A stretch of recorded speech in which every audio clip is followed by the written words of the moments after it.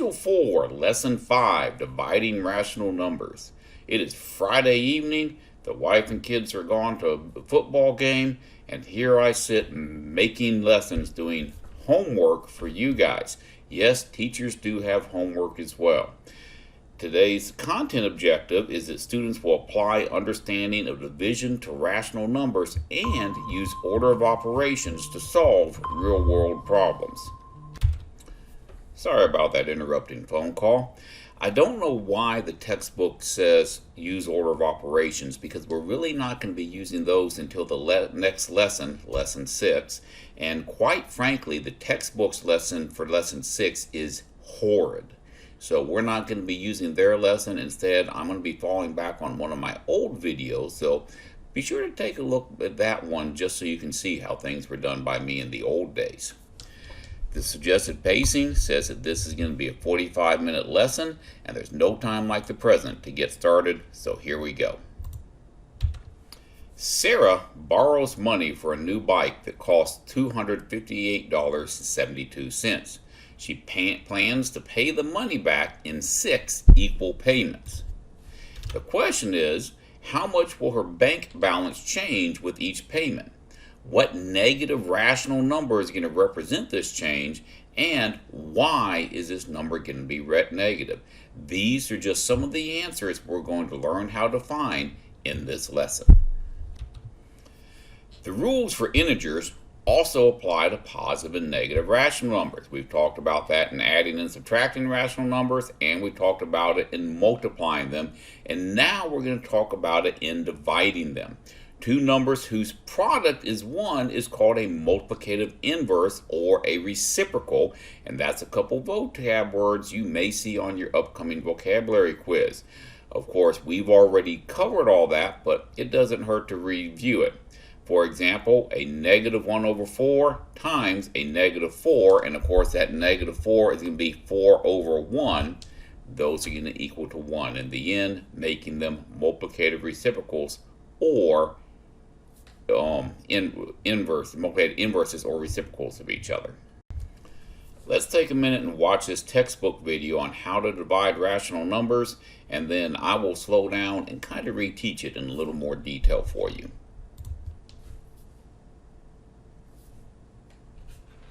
To divide by a rational number, rewrite the division as multiplication, multiplying by the reciprocal of the divisor.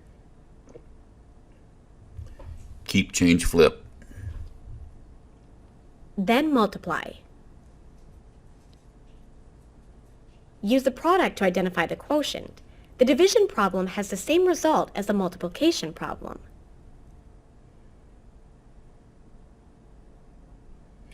Well, that was just downright exciting, wasn't it? Let's get into this a little bit deeper.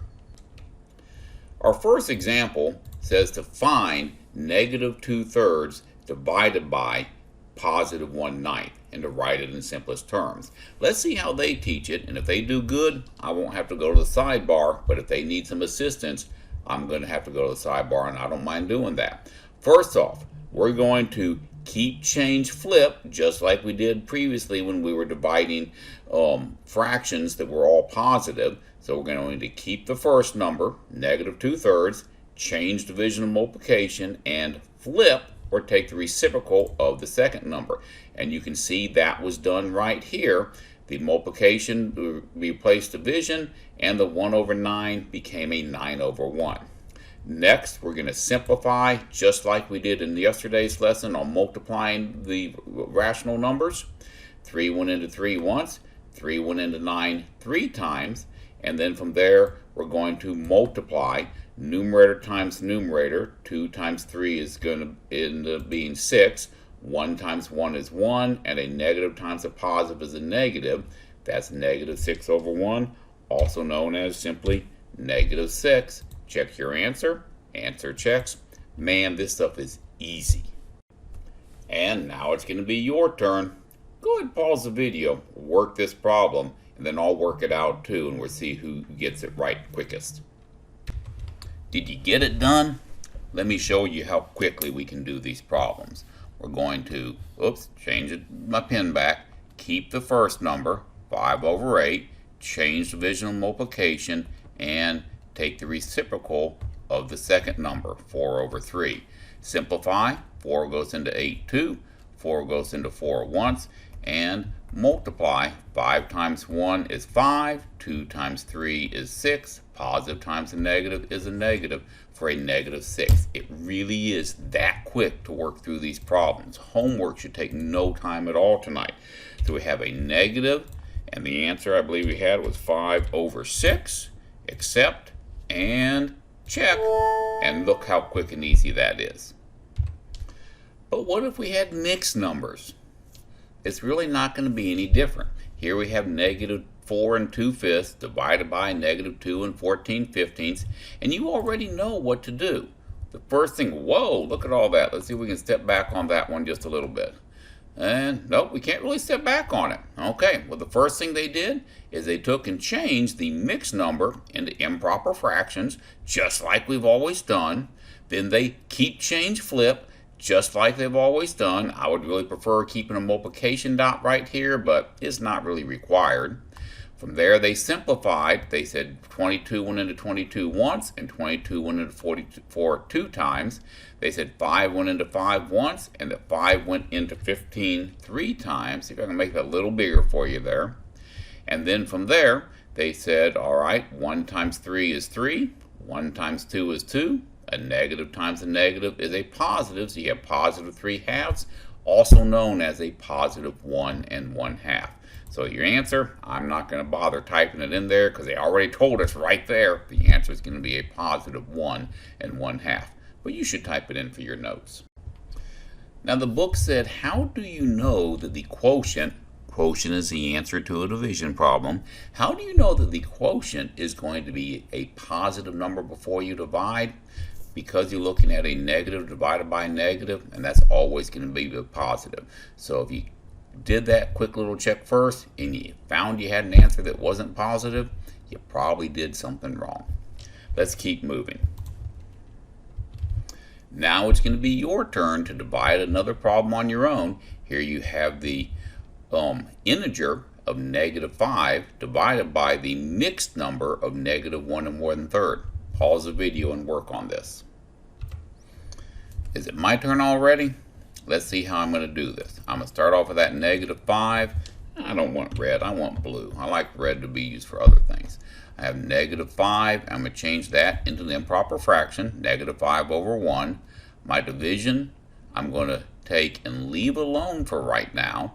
And then my mixed number, I'm going to change into an improper fraction, doing my Texas approach. 3 times 1 is 3. 3 plus 1 is going to end up being 4, so I have a negative 4/3. Now I'm going to keep, change, flip. Negative 5 over 1, change division and multiplication, and flip or take the reciprocal of the second number. I'm going to simplify. Well, shucks, nothing simplifies here, so I'm going to multiply. 5 times 3, that's going to equal to 15. 1 times 4, that's going to equal to 4. And a negative times a negative, that's going to equal to a positive. Come off to the side to do our grunt work round robin on that. First number goes in the house. 4 goes into 15 3 times. 3 times 4 is 12. And 15 minus 12 is going to be 3, giving us 3 3/4 for our final answer. A positive 3 3/4, I might add. Jump back over to our textbook. Plug that answer in. 3 fraction 3 over 4. Accept and check. And the answer checks beautifully. Easy math. Anybody can do this stuff, especially you.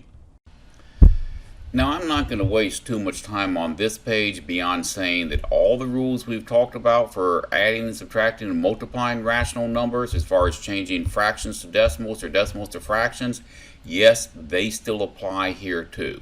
So the same rules we had before, these are the same rules that we're going to use here. Whether or not you wanted to go to a fraction or a decimal will depend on those rules. So let's take a look at this problem. We've got a divided by b, where a is going to be 3/4, a fraction, and b is going to be the decimal value of negative 0.05. First question I'm going to have for you is, can we even make these into decimals? The answer is yes. I wouldn't want to, but you can do it. You can see here that 4, the only denominator, that's 2 times 2. Remember, if your denominators are divisible only by 2's and 5's, then you can turn them into a terminating decimal. But let's see how the textbook suggests that they want to do this very same problem. Now, the textbook made some pretty grand leaps here, so I'm going to take and slow it down and make a screenshot, and we're going to work through this a little bit slower, okay?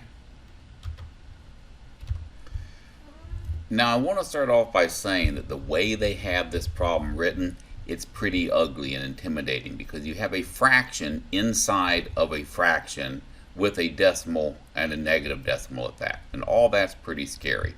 But in the end, it's really not going to be that bad. This we could rewrite as, well, 3/4, as we've already discussed a number of times in class, is the same thing as saying 0.75. So now we have 0.75 divided by a negative 0.05. From there it's going to equal, and I'm going to go off to the sideboard to do my work, 0.75. Remind you how to divide your decimals here. 0.05. I'm going to go bounce, bounce, bounce, bounce, and then go straight up. 5 goes into 7 1 times. 1 times 5 is 5 with 2 left over. Bring down the 5. 5 goes into 15 5 times. So the answer is going to be a 15, and then we have a positive divided by a negative, which makes that a negative 15, which we're now going to plug into our answer key to see if we're right. So we're going to plug it in, negative 15, accept, and check. And come on, baby. You can do it. There we go. The answer checks correct. Now, I want to also show you how I would have done that if it was me working the problem instead of the way the textbook wanted to work the problem. So what I would have done instead is I would have rewritten this as, let me flip my pen over here, 3/4 divided by, and then this part here, read that number to me, 0 and 5/100. So I would do divided by 5/100, working it as a fraction. Then I would keep change flip, keep the first number, change division multiplication, and take the reciprocal of the second number, 100/5. From here, I'm going to take and simplify. That means that 4 goes into 4 once, and 4 goes into 100 25 times, but I'm not done. I can also say 5 goes into 5 once, and 5 goes into 25 5 times. From there, 3 times 1 is going to be, 3 times 5 is going to be 5. 1 times 1 is going to be 1. Positive times a negative is a negative, and I screwed up. 3 times 5 is 15. So my final answer is going to be the same, negative 15. Now, would you rather do this little bit of grunt work where you keep change and flip, simplify and multiply, or do this where you have to do that painful long division? I will take fractions any day over doing long division because I hate long division. Now it's going to be your turn to solve a problem on your own and check the answer to see if you get the right answer. And your problem says, evaluate x divided by y if x is a mixed number, negative 6 3/8, and y is going to be the decimal, negative 4 2/5. Pause the video and work on this one on your own. First question we always have to ask is, can we change it into a decimal? And the answer is yes. The only denominator is 8. 8 is going to be 2 times 2 times 2, so we're only dealing with 2's or 5's. Yes, it can be turned into a decimal, determinates. But just because we can do something doesn't necessarily mean we should do something. Because I really don't want to have to take and divide 6 and, I think it's going to be 6 and, I don't know, something over 0.125 divided by 4.25 negative. Now, I don't want to do that. I want to work this as a fraction. I don't care what the textbook says, and we're going to go ahead and do that. So first off, we're going to write it the way they want, which is going to be really ugly. 6 3/8 divided by a negative 4 25/100. Now, as scary as that looks, I'm fixing to make it almost scarier, but not quite. I'm going to take that minus 6 3/8, and I'm going to rewrite it. Instead of using the division bar, I'm going to use a vinculum, and that negative 4 25/100, I'm going to change that to be negative 4 1/4, because that's a real easy mixed number to change into from the fraction or from the decimal value there, and now it's going to be a whole lot easier to solve this problem. Next, I'm going to take and change my mixed numbers to improper fractions. So that's going to be 6 times 8 is 48, plus 3 is going to give me a 51/8, and I just realized I forgot a negative sign there, divided by 4 times 4 is 16, plus 1 is 17/8, and that's going to be negative as well. Now I'm going to keep change flip, a negative 51/8, change division multiplication, times a negative 8/17 equals. Simplify. 8 goes into 8 once, 8 goes into 8 once. Ooh, don't want that to happen. And then from here, there's something that I bet most of y'all are probably going to miss. 17 goes into 17 one times, and 17 goes into 51 3 times. If you're really sharp with your multiplication, you can see stuff like that ahead of time. From there, 3 times 1 is 3, 1 times 1 is 1, and a negative times a negative is a positive, so your final answer is a positive 3. Isn't that easier doing it that way instead of doing it with long division? So we're going to come back over to our textbook. We're going to take and type in our answer, which is a positive 3, accept and check. And why did it tell me it was wrong? Well, pooh, I see what I did. Do you see what I did? I screwed up right here. That's a 4, and I magically changed that 4 to an 8. So I'm going to take that back into a 4, and then from there, that means that this one here also is going to become a 4. So when I did my simplifying, I would have said 4 went into 4 once, and 4 went into 8 2 times. That means when I multiply out, I would have had 3/2, which then would actually end up equaling a positive 1 1/2. Go back to the answer that the textbook gave, and they left it as an improper fraction of 3/2. That's not the answer I would pick. I would always change it back into a mixed number, because that's what's going to be required on your upcoming ACAP test. Now, we have one video here that's pushing over 18 minutes already. I really don't want to make a second video, and I don't like these videos running more than 20 minutes, so I think we're just going to skip the apply problem for this one and go straight into your homework assignment. Y'all be sure to work hard on it. I think you're going to find it should be pretty easy tonight.